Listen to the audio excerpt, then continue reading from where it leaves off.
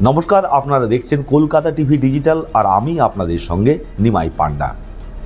ইরানের নতুন চালে ঘুম উড়েছে আমেরিকার।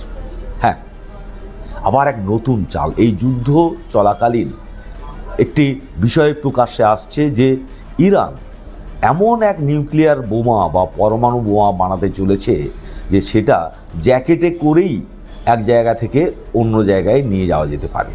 অর্থাৎ ছোট আকারের এই নিউক্লিয়ার বোমা, যাকে নিউক্লিয়ার জ্যাকেট বলা হচ্ছে, তা হামলা চালাতে পারে আমেরিকায়।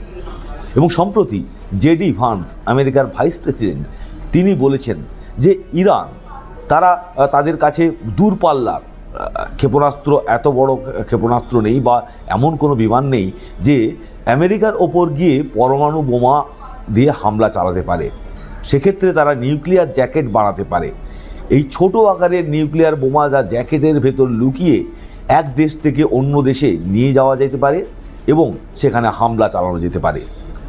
এমনিতেই যে সংঘাত শুধু হরমুজ প্রণালী নিয়ে নয়, মূলত নিউক্লিয়ার বোমা বা পরমাণু শক্তিধর রাষ্ট্র হতে চলেছে ইরান, এমনটাই আশঙ্কা করেছিল ইসরায়েল। যে কারণে 2025-এ 12 দিনের যুদ্ধ চলে ইরান ইসরায়েলের মধ্যে। আর এবার 4 সপ্তাহ পড়েছে আমেরিকা এবং ইসরায়েলের সঙ্গে ইরানের যুদ্ধ, এবং সেই যুদ্ধ থামার এখনও পর্যন্ত কোনো ইঙ্গিত নেই। এবার যদিও হরমুজ প্রণালীকে সবথেকে বড় কারণ হিসাবে দেখানো হচ্ছে, কিন্তু তার মধ্যেও কিন্তু ডোনাল্ড ট্রাম্প যে সমস্ত দাবি বা যে সমস্ত শর্ত আরোপ করছেন যে ইরানের সঙ্গে যুদ্ধ থামাতে তাদের এই শর্তগুলো মানতে হবে, তার মধ্যে ইরানের যে নিউক্লিয়ার এনরিচমেন্ট বা ইউরেনিয়াম এনরিচমেন্ট সেটা বন্ধ করতে হবে। ইরানের কাছে কত ইউরেনিয়াম রয়েছে? কারণ পরমাণু বোমা বানাতে গেলে ইউরেনিয়ামের দরকার। আন্তর্জাতিক সমীক্ষা অনুযায়ী ইরানের কাছে রয়েছে 440 কেজি ইউরেনিয়াম, তার মধ্যে 60% পরিশোধিত। পরমাণু বোমা বানাতে গেলে 90% পরিশোধিত করতে হয়, আর সেটা যদি করে ফেলে ইরান, তাহলে তারা পরমাণু বোমা বানাতে পারে। আর এক্ষেত্রে পরমাণু বোমা তারা এমন আকারে বানাতে চলেছে যাকে নিউক্লিয়ার জ্যাকেট বলা হচ্ছে। সেই নিউক্লিয়ার জ্যাকেট নিয়ে কিন্তু আতঙ্ক তৈরি হয়েছে আমেরিকার গোয়েন্দা সংস্থাগুলির মধ্যে এবং আমেরিকার যে সমস্ত নিরাপত্তা সংস্থা রয়েছে তাদের মধ্যে। এবং সম্প্রতি IRGC বা ইসলামিক রেভলিউশনারি গার্ডস কর্পস, তাদের সঙ্গে সংযুক্ত যে তানসিম নিউজ এজেন্সি রয়েছে, তারা একটি সম্পাদকী লিখেছে। সেখানে তারা লিখে যে অন্যান্য ইরানের উচিত এখনই পরমাণু চুক্তি থেকে বেরিয়ে আসা। এই পরমাণু চুক্তি হচ্ছে যে পরমাণু বোমা রোধ করা বা তার বিস্তার না ঘটানো।